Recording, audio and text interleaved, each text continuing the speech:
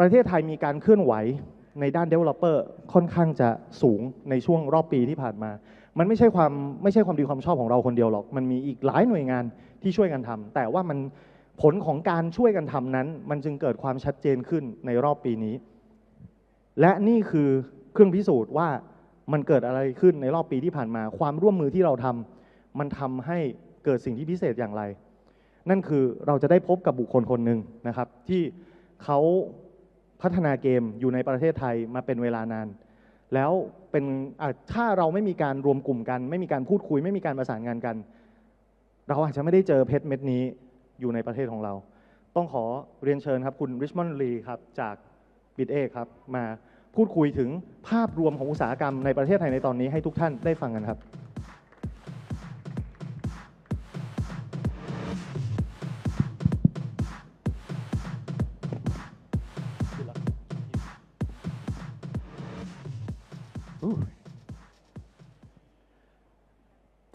สวัสดีครับผมชื่อ Richmon ครับ Okay, so I am the co-founder and CEO of BitEgg. Our game, Lost and Found Co., is one of many Thai games that you can play here today, right outside. You can play our game and so many other amazing games. Over 30 games from different developers, all based in Thailand, a couple international developers too. Yeah, I'm super excited to be here today.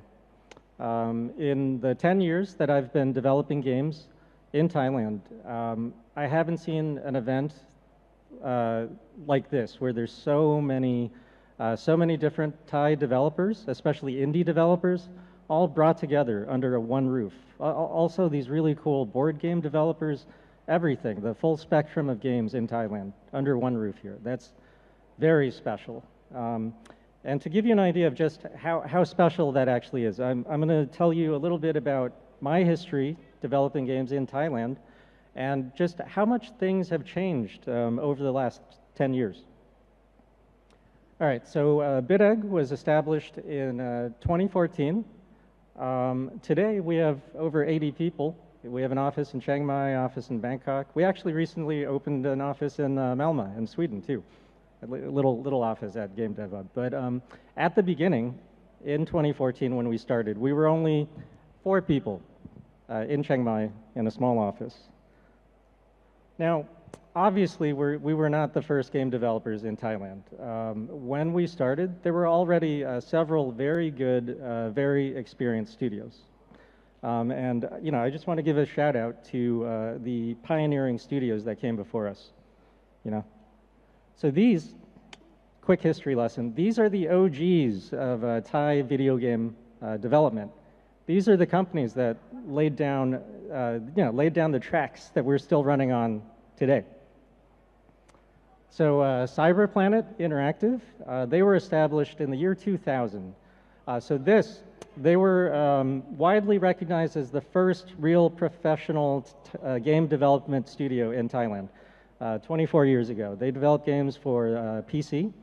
They made strategy games, city builder games. A very, very important company to the history of Thai game development. 2 years later, Corcell was established. They made mobile games, and they were actually the first Thai developer to become an official licensed Nintendo developer. That was a big deal. Shortly after that, Sanak Games arrived on the scene in 2003. They also were one of the first Thai developers to make games for consoles, you know, PlayStation, Nintendo portables. Big deal. Debuted in 2006. And they produced Thailand's first MMO, Ashura Online. Any of you guys play this? Raise your hands if you're familiar with this game. Yes. This game was a big deal. Thailand's first MMO. A lot of people played it, and they realized, like, oh wait, we can make games too. 2009, Kira Games. They're our neighbors in Chiang Mai. They created Unblock Me. That was one of the first really huge hits on iPhone. It's been downloaded over 100 million times and made in Thailand. I think a lot of people have no idea that this one was made in Thailand. You know, it was such a popular game. Right, so those are the OGs. Just want to give a shout out to them. Give you an idea of what things looked like, you know, in the early days. So when we started, there were some great companies, but just not that many companies. It was not a huge industry. All the companies that I knew of, I could count on my two hands, right? So, yeah, when we started, of course, we wanted to make great games like all indie developers. We wanted to make games that we were passionate about, that we'd be, you know, proud of. But we also had a question that we wanted to answer for ourselves. And that question is, what does a Thai game look like? So if I say Japanese games, American games, right? I think vivid images come into your mind, right? Those are, you know, two of the most established game development parts of the world. When you see an American game, a Japanese game, generally you get a feeling for where it came from. You kind of know right away. There's just a certain vibe, a certain cultural distinction to it, you know, across a wide variety of games, right? So what does a Thai game look like? I mean, Thai culture is very distinct, right? We have a long, rich culture. You know, our art, our architecture, our food is very beloved. Our arts, our martial arts, these things are world-renowned, right? Thailand has a very, very deep, distinct, proud history to draw upon. We even have some of the most famous pop stars in the whole world now. Oh.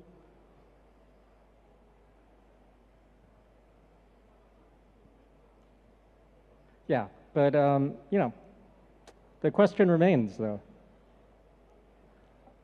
What does a Thai game look like, right? Thai culture is very distinct, but you know, what do Thai games look like? That's the question we asked ourselves 10 years ago, and we wanted to find our own answer for that. But you can't force culture, right? Culture has to develop organically. So we just put our best foot forward.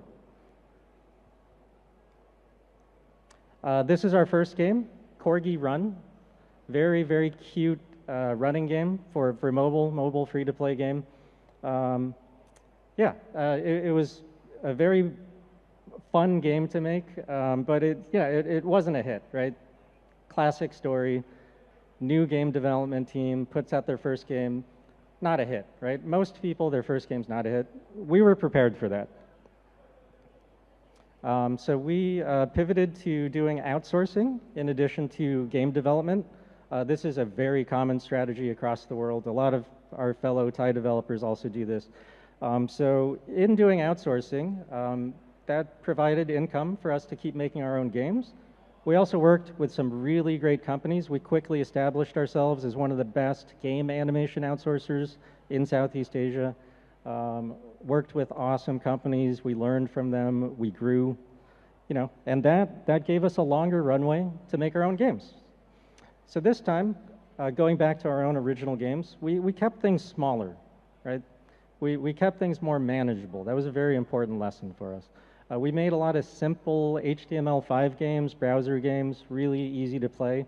And the most important thing about this is it gave our very young development team experience working together, finishing a small, polished game, and shipping it. And a couple years into BitEgg, about 2018, we started doing game jams. The reason we did that was we hire a lot from universities, right? Thailand has a lot of really great young, local, passionate talent. And we thought, what better way to give them experience actually developing games than a game jam, right? For those of you, if you're not familiar, a game jam is when you get a big group of people together and you give them about, you know, a limited time, usually about 48 hours, to break up into groups, make their own little original game, right? It's a very concentrated burst of game development. So this was a big hit. Big hit. All the kids loved it. It was actually the first game jam ever in Chiang Mai, in the north of Thailand. No one had ever done it before. And the students loved it. And over time, we grew it into the biggest game jam in the whole country. In recent years, our game jams have gotten over 400 participants. It's been wonderful. And one of the best things about doing the game jams is that some of the people that participated went on to form their own indie game companies, which is the best outcome. That's exactly what we hoped for. For instance, Zai Studios, they created Dala, the Cursed Forest, which you can play here. They're here. One of their co-founders, her first experience developing games was from our game jam. So, you know, the community development, which is what we're doing here today, that's super important. Right, so as time went on, we noticed that the quality of students coming out of the university programs, it was getting better and better every year. You know, today, the quality of really good students is excellent. They are coming out at what would have been considered a professional level of quality like 10 years ago. So the talent is getting better and better every year. And all the existing studios, they've been getting more experience, and they were also getting better and better. So by the late 2010s, a lot of the Thai studios, our fellow studios, were producing international hit games, right? Games that were doing well worldwide, world-renowned games. You know, so Thai games were starting to be on people's radar internationally. Right. So. Our next game was called Neko Samurai, right? We took all our learnings from those smaller games, put it into a moderately sized mobile game, and it did well. This was our first game to get 1 million downloads. It's a free-to-play game, and it got us into the Google Indie Games Accelerator. You know, that was another really cool program made to help game development across the world. And while we were at the Google Indie Games Accelerator, we were also there with other really awesome Thai developers, Extend Interactive, Ernique, amazing developers. You can please look out for their games here and in future events like this too. So, you know, the community was really, really solidifying. And at BitEgg, just staying in the game for so long, we developed a good reputation over time. You know, we became a studio that people actually wanted to work for. We were known as a studio that really treated its people well, good work-life balance. We really try to avoid crunch. And very importantly, although we did outsourcing, we always put those resources back into our own original games. In Thailand, it's just about every game developer, every game artist dream to work on an original game, to ship that, and to, you know, have this game that they can be proud of, that they can show their friends, their family, show to the world, right? So yeah, as we built up our teams, as we built up our confidence, we got ready to make our biggest game yet, right? So this was about 3-4 years ago. We started really early development on Lost and Found Co. So our previous games had been really small, you know, HTML5 games, mobile games. This was our first big game, a game meant for PC, for Steam and console. You know, a game that would be worth paying for, right? A premium game. So it was an arduous quest to you know, get this game on track. Things were really hard at first, but we have a great team. You know, our team, they're good people. They work really well together. And as they struggled to make this game, as they supported each other, they learned how to work well with each other, you know, and things suddenly started falling into place, right? Suddenly, after years of working together, something clicked, something really clicked. And just everything about this game felt right, like the art, the characters, the gameplay, even the music, it was all falling into place. And in developing this game, we answered for ourselves that question that we had 10 years ago. You know, what does a Thai game look like? Well, for us, it's this, right? This game is very cute game. It's a very cozy game. Cozy games have been a really trendy thing, but this is just us. This is just how we naturally are. Thailand is, especially Chiang Mai, is a very cozy place. But there's still a bit of an edge to it, right? We're not afraid to be a little bit creepy, a little bit weird with the game. But we always keep it delightful, you know? And there's depth to it, just beneath the surface. For those that want to scratch beneath the surface, poke around, there's a lot of depth to what we're doing here. It's a very peaceful game. It's a very relaxing game. It's a very playful game, right? It's very quirky game. A lot of odd things in the game. But mostly it embodies the spirit of Sabai Sabai, right? This is a game about easygoing living. It's a game that just makes you feel good. I think we were able to make this game. We were able to find this voice, our voice, because, you know, we're cozy people. It's a cozy game made by very cozy people, right? And so that's how we answered the question of, you know, what is a Thai game? This is what it means to us. And to our great surprise, you know, our humble game made in Thailand by a team that no one has ever heard of in Thailand or outside of Thailand. After we released the demo, it started picking up steam. We started to get really good press coverage. Some of the top game websites in the English language picked up our game. They did stories on it. They loved the game. You know, this cozy game from Chiang Mai. It was connecting with people from all over the world. We found that the game was a hit in China too. China is the biggest game market in the world now, and we were delighted to find that people in China especially, they really understood what we were doing. They understood a lot of the cultural references. There's like a lot of common ground, actually. It was sort of, our game could be like a bridge between cultures for them. So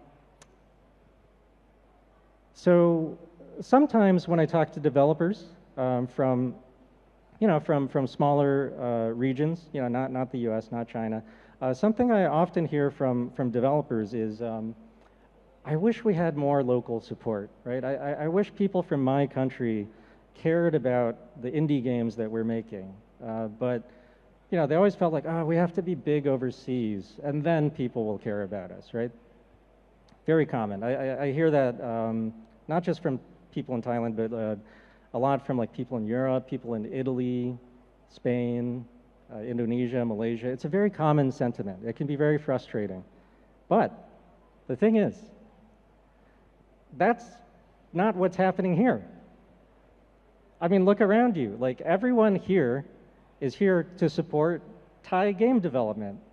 And I think that's a beautiful thing. I think it's wonderful that in the last few years we've seen an outpouring of support just from everyday Thai people who are really interested in seeing, like, hey, what are the games being made in Thailand? And that really means a lot to me. Like, and I know that means a lot to all my fellow developers out here too. The support that we get from Thailand it's wonderful. Just a few weeks ago, after we released our demo, one of our team members was just at the mall, and they saw someone goofing off playing our game. Like, they should have been working, but they were playing our game. Like, that's real love, right? You can't fake that. Like, I was so excited to see that, right? And you know, from the beginning, the biggest, most vocal supporters of our game have actually been from Thailand. We made sure that the game was actually released in Thai. I mean, it's a Thai game. It was written in Thai, then localized into English. This is the original language. And a lot of streamers were like, oh, cool, it's a game in Thai. Like, usually I have to, you know, play it in English. So a lot of streamers picked up our game, and they saw the quality in it. they connected to it, and then as they stream the games, you look in the comments section, people are always like, oh wow, this was made in Thailand? Like, that's so cool. It is so cool that we can make this kind of game in our own country, and they want to support it. They want to tell their friends about it. Like, that's such a wonderful thing. All right, so I'm going to share some data with you. Right now, Lost and Found Co., we're at over 90,000 wish lists now. That's beyond our wildest expectations.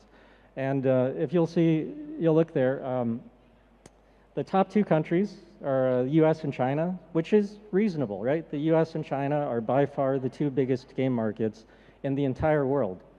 But number 3 is Thailand. Thailand is not the 3rd biggest country in the world, right? But they are, per capita, the biggest supporter of our game.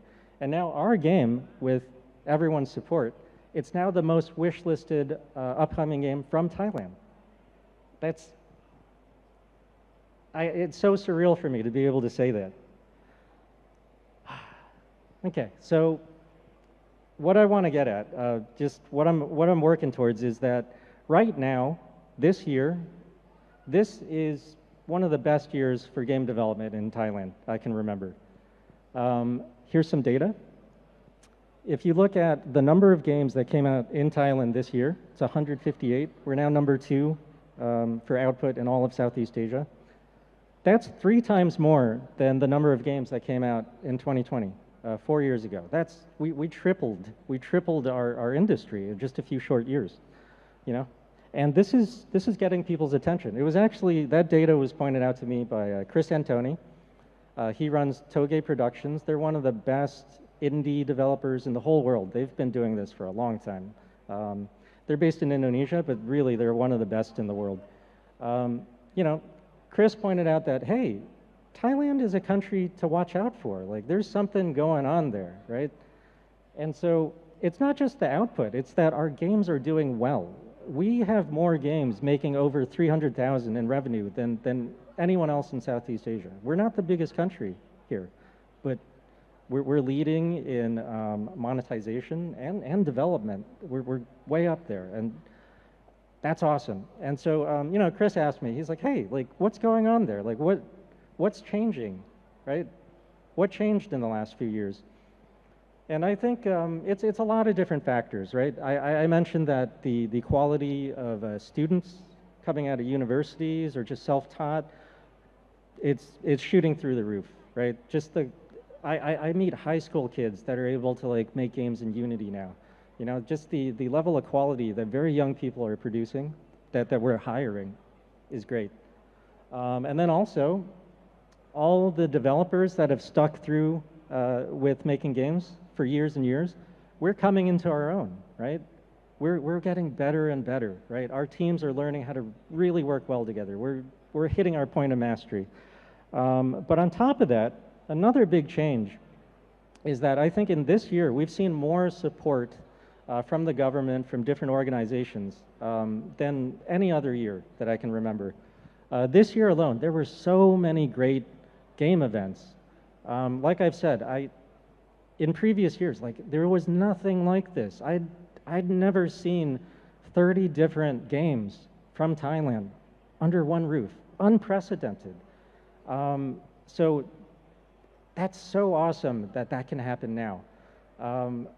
I've seen more meaningful, great events and support this year than probably the previous 9 years combined. Like, it's awesome. It's such a good time to be a developer in Thailand. So, you know, I just want to give thanks to the people that made all this happen. Big thank you to the Ministry of Culture. You know, I think the Thai Soft Power Initiative is awesome, and I think it's really great that you recognize video games as a really important part of that initiative. Also, big thanks to the Department of Cultural Promotion. You know, thank you for putting on these wonderful events, giving us an opportunity to show our games to the public, and also just to talk to each other, to share information, to help each other. Also, a huge thanks to GDG. They've been so crucial in making all these events happen, right? And thank you for lending your expertise, your hard-won expertise of game development, for putting on events that really, really, really help your fellow developers. Thank you so much. And thank you to everyone in the audience, everyone watching from home, everyone going around and playing games. This is for you. You know, we do this for you, right? Every developer, we have a game that we want to make, but we want to share it with the world. And it's so wonderful to see people come out and show support for game developers in Thailand. So thank you. Thank you so much for coming out and supporting us. Okay, so I just want to say one last thing. If you take only one thing from my whole talk, I hope it's this. So earlier, you know, I told you we had this question. What do Thai games look like, right? Obviously, we're not the only people working on that question. That question is something that every other developer here is answering in their own way. So the real answer to that question, what do Thai games look like? They look like this. You're in the middle of it. You are in the middle of Thai game development right here. You're in the nexus of it. Like literally, this is the peak of it right now. Just look around you. If you want to know what Thai games are, look around you. Go play some games. There's so many awesome developers out here today, and all of them are answering this question. What are Thai games? It's this. I think we're in a golden age of game development in Thailand, and I'm so happy to be here, and I hope you all have a very, very good time at this event. Thank you very much. ขอเสียงปรบมือให้คุณ Richmon Lee ครับ Awesome, great job, thank you.